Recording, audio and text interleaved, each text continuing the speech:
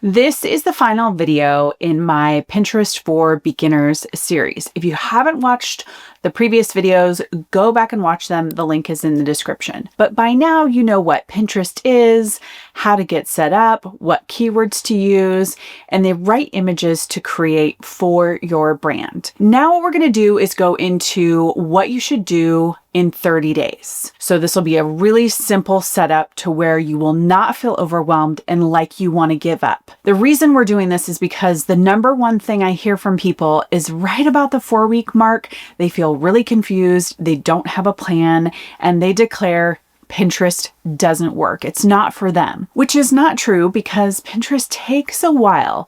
If you've heard me say in any of my previous videos, it takes 6 to 9 months in order to get a really good traction and progress when it comes to Pinterest. So giving up at the 4-week mark, well, you haven't even really gotten started. So we're going to walk you through what you should do every single week over the next 30 days to really jumpstart your Pinterest marketing. Let's dive in. Week 1 is all about account setup, making sure you have the right settings, you have your branding correct, your profile accurately reflects who you are, what you do, if you create content, or if you sell products. This might include things like getting verified merchant status or getting your catalog set up with your products. Or if you create content, it might be creating boards that are centered around the type of content that you create, at least your top 5. When it comes to board creation, if you're a product seller or you're a content creator, you for sure want to have boards. This applies to everybody. So I don't want anyone to misunderstand that boards only apply to content creators. They absolutely apply to everybody. Make sure you start with 5 to 10, no more than that. You don't want to create a whole bunch of boards that are empty and don't have anything in them. So make sure that you create 5 to 10 that most clearly reflect your branding, have really simple titles, and all the descriptions filled out. That's week 1. Your account is set up and all your boards are created. We're ready to move on to week 2. Week 2 is all about content creation. So Pinterest only works if you're actually putting content on the platform. That's pretty much every other social platform out there. You want to be talking about your products, talking about your brand, talking about your content. The 2 ways that you can maximize this is through your pin design and your pin copy. So let's say you have a website. This is where your products live or your content live. You want to have an image that most closely reflects what people are going to find when they click on that particular pin. So having a pin design that is engaging, it feels like people are curious. It's not clickbait, but it definitely gets them interested in what you have on your website. Making sure that it's 2 to 3 ratio, it's a long vertical pin, and that you can clearly see everything in there. Pin design is so important. If you struggle with this, we have a lot of Canva templates. I'll leave the link down below in the description. They're really inexpensive. You can use them to start to begin to work on your creativity, which is hard for some people when it comes to creating pins. They often feel like they get stuck or they feel overwhelmed. So first, nailing your pin design. Number 2 is your pin copy. This is what's going to be on the pin, the words that actually are on there. In one of our videos where I talked about Pinterest images and pin copy, I talked about being very specific. Don't confuse, don't add 1 word or 2 words, and maybe people don't even know what it means. Or don't create an image that needs more context. A lot of times when people look at an image without words, they can conjure up a lot of different ideas as to what that might be. Your pin copy tells them what it is your image is about. So if that pertains to shoes, maybe it's going to be really great leather sandals, or maybe it's vegan leather sandals, or if it's food, it might be something along the lines of macaroni that might be gluten-free or dairy-free. I can look at a bowl of macaroni and cheese and I can surmise what that might be based on my experience. But if you add pin copy, then you quantify it for those people who might be dairy-free or gluten-free. They're much more inclined to make it than scroll right on past. Take this week and really spend some time creating around 5 to 10 pins. those ones that you feel like you've totally nailed it. You've nailed the pin design, you've nailed the pin copy, and you're really proud of what you created. And remember, we have Canva templates for you where you can get all of these whipped up even quicker than if you were doing it on your own. By the end of week 2, you should have 10 to 15 pins to publish. So just to recap, week 1, we've set up everything, profile and boards. Week 2, we've now created images and we have 10 to 15 pins. Week 3, this is when we get into publishing and pinning. We're actually putting feet to the movement that we want to happen on Pinterest. All right, we're going to take those 10 to 15 pins and we're going to publish them to Pinterest, but not all at once. You don't want to just throw them all out there and cross your fingers and hope for the best. There's a couple different ways you can add them to Pinterest. One, whether or not you're uploading through the Pinterest platform, whether it's on desktop or app, or using a scheduling tool like Tailwind or any others that are out there. The most important part is you want to match your pin with the relevant board. This helps the Pinterest algorithm surface the content that you have and share it to the right people who are interested. If you pin it to a board that doesn't match, it's going to be confusing. Why is this mac and cheese recipe on my favorite summer sandals board? It doesn't match. You want to make sure that that mac and cheese goes to a recipe board, even more specific, a dinner recipe board. So with those 10 to 15 pins, I recommend you upload 2 per day that week. So it can be adding 1 pin to board A, 1 pin to board B. A lot of times people choose to just do this through the Pinterest platform. And the biggest reason for that is that they just feel like it's really easy and it's free. When you get into having more pins per week, maybe 15 or 30 per week, we recommend using a scheduling tool. Now, here's a little bit of a pro tip for you. While you are scheduling out your pins, or I should clarify, you don't have to schedule. You can actually just upload those 2 pins on one day when you hop onto Pinterest. In fact, I highly recommend it, and here's why. The people who succeed on Pinterest actually use the platform. The ones who are struggling with it or don't understand it, they're not using the platform. They're wondering what's going on, but they've actually never even opened the app to see what is actually happening. So my recommendation is pin your 2 pins and then scroll through Pinterest and maybe save a few pins that you really like to a secret board in your profile for some inspiration. Spend at least 15 minutes on the platform when you are pinning.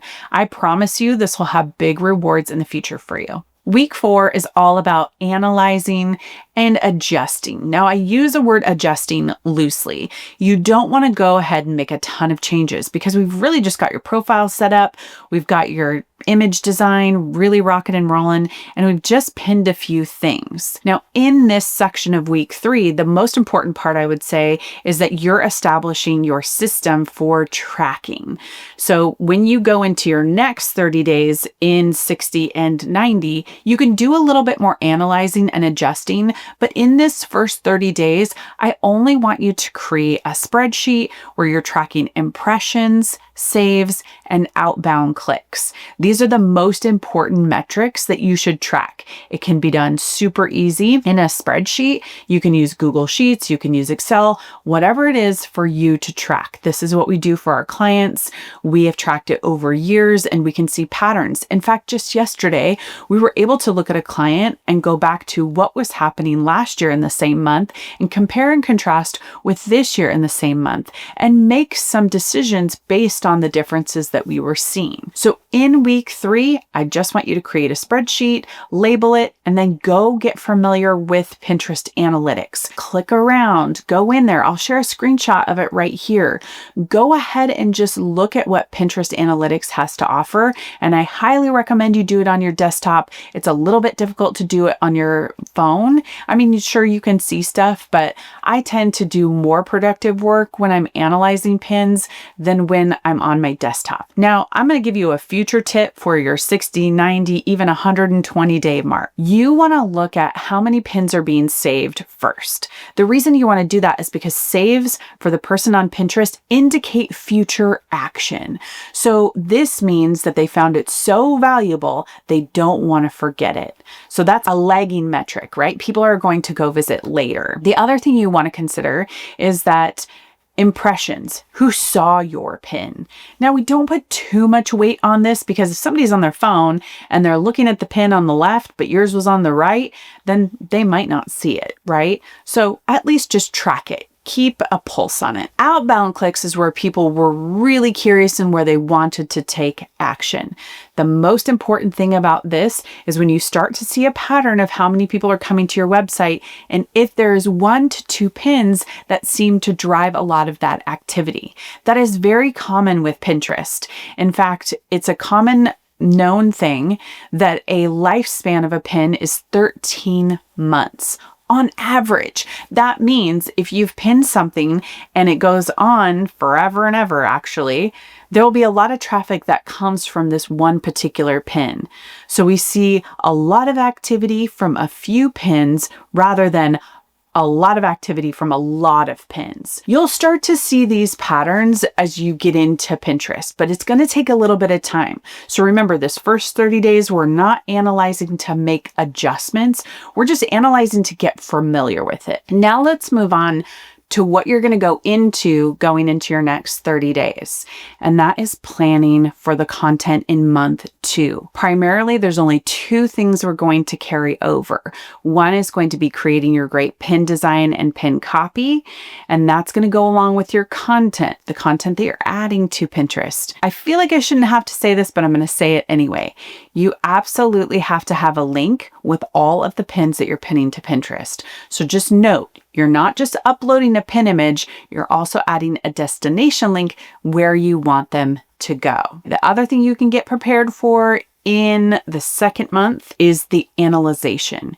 You want to look at what worked, what didn't work, what would you rinse and repeat, and really be strategic about that. All right, now that you have your plan for 30 days, and I've given you a little bit of sneak peek going into your next 30 days, which would put you at day 60. The thing that I want you to be thinking about is remembering why you're using Pinterest for your marketing, whether it's to make money, grow your email list, sell your products, get more people to view your content. Stay focused on that goal because that's going to be important when you feel like Pinterest is really doing nothing. It's working in the background. It's getting to know your content. It's becoming more familiar with it. So once you have a rinse and repeat strategy of creating content and then analyzing the content and how it works, that is where the magic happens. Stick with it for 6 to 9 months. I cannot stress that enough. So many people give up. Here is a tip for those of you who like organic, but maybe you want to take it to the next level. This is a good opportunity for you to think about ads on the platform. If you're very well versed in ads on Meta or Google and you want to dive into them with Pinterest, this is a great time to have everything set up, to learn about how it's working, and then dive into ads and how you want to leverage Pinterest in that way. Ads specifically for e-commerce sellers, such a huge asset. We have seen that with a lot of our clients. It's worked amazingly well. So in that 60-90 realm, go ahead and think about ads. It's a great next right step. If you are looking for more support, we have a community called the SPM Insiders.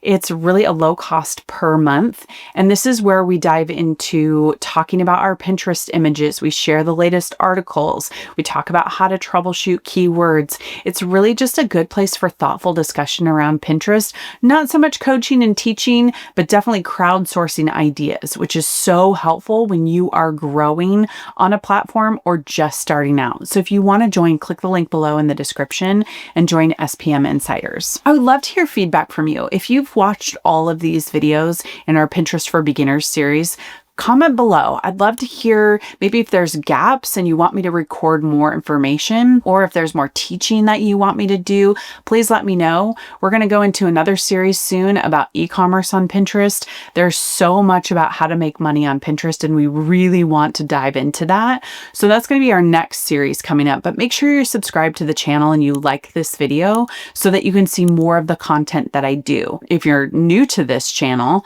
one of the things that we do is we do a teaching video, and then I do a podcast interview. And those are really just good breaks in between. We go back and forth. The biggest part for that is we want some inspiration with some teaching. So make sure you're subscribed so you don't miss out on anything. Thanks so much for watching.